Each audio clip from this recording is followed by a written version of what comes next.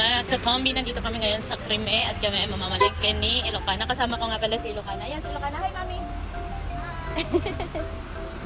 So, nagtatanong kung saan po ang address nito. Ito ay dito lang ho sa Crime, line 7. Exit lang kayo sa metro ng number 3, Matis. Yun lang ho. Ayan, tindahan din po yan ng mga Chinese. Diyan ako nagpapagupit mga katombi. Mamaya magpapagupit tayo.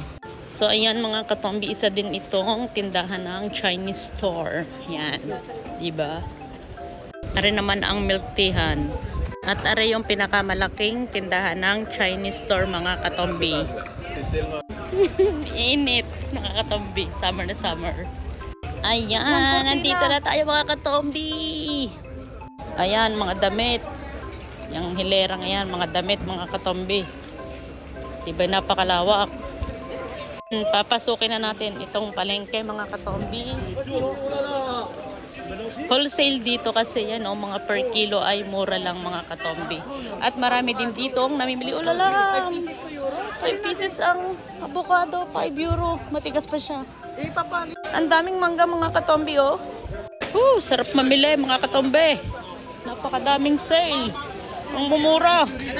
Ayan mga katombi, pipili tayo ng mais. Dalawa ay 150 euro. So ayan, pipili tayo. Sige, open yan, open ang mais. Mga katombi, apat ay 2 euro lang. O lala. Ayan, pipili rin kami ng pakwan. May paprite si Musho. Fresh ang mga spinach, oh.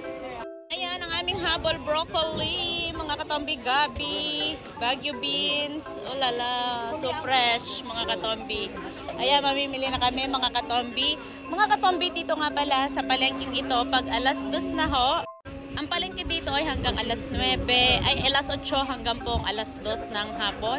At mamaya ay magkakaroon na dito ng mga tapunan at pwede na ditong mamulot mga katombi. Ang address ay ilalagay ko ho dito sa video ito. Mga katombi, hanggang dito na lang ang vlog natin. Bye-bye po. Thank you for watching.